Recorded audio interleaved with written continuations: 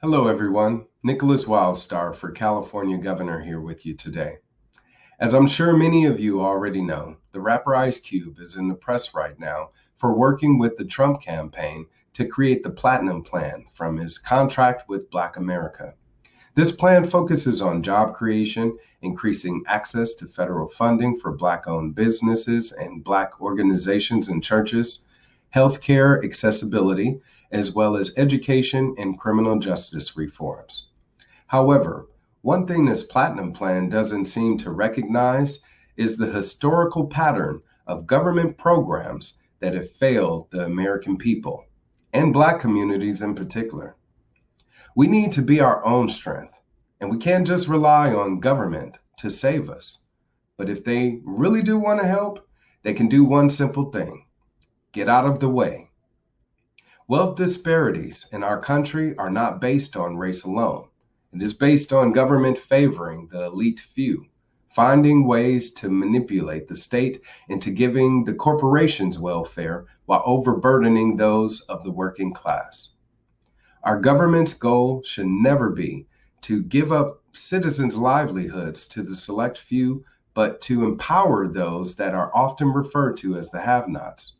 Crony capitalists like Gavin Newsom favor their friends at our expense when they should be giving us a level playing field so we have a chance to succeed on our own. Why is it that Amazon, who hasn't paid taxes since 2016, just paid $162 million on $13.9 billion worth of revenue in 2019?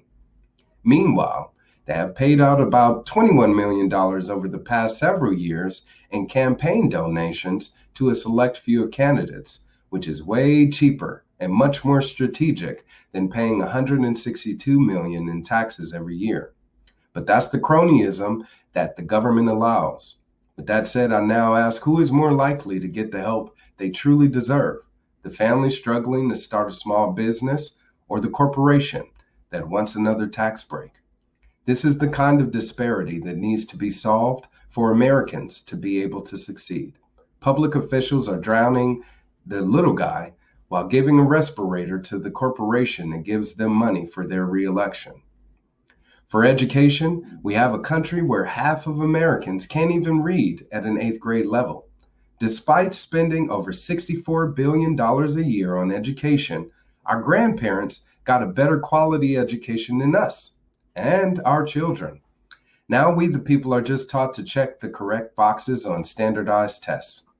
Less and less emphasis is being put on essential skills and teaching people how to think for themselves. So let's cut out the middlemen, like the Federal Department of Education, get back quality education, and stop wasting tens of billions of dollars on an educational bureaucracy that doesn't achieve results. Let's give education back to the educators. Americans deserve better. Now let's turn to criminal justice. Not only have we given up on our young people, but we have given up on the everyday, hardworking citizen. It costs roughly $33,000 a year to imprison just one person in this nation, and taxpayers are footing the bill. Meanwhile, the government routinely creates more laws for people to violate, which directly results in more criminals and a bigger taxpayer liability. Let's simplify things. Focus on enforcement of crimes that actually have victims. Unclog our overburdened criminal justice system and stop locking up our countrymen without just cause.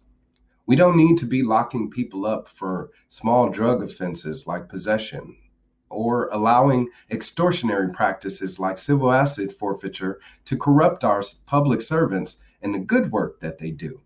We must make strides to end our government's control over us as a people. They are not our slave masters, and their job is to serve we the people. We need to take back that power as a people in pursuit of our rights to become self-governing again, because the truth is this isn't freedom, and neither is more government involvement. Soon, I'll be introducing my Go New Deal, which will focus on improving our financial system, public transportation, environmental impact, and establish energy independence. This will be a way for Black Americans and all residents of California to be lifted out of poverty and bridge the wealth gap that has harmed generations of Americans. I'm certain that once my Gold New Deal takes effect, that we the people will be able to steer away from all of our troubles of the past and be propelled towards a bright and prosperous future forevermore.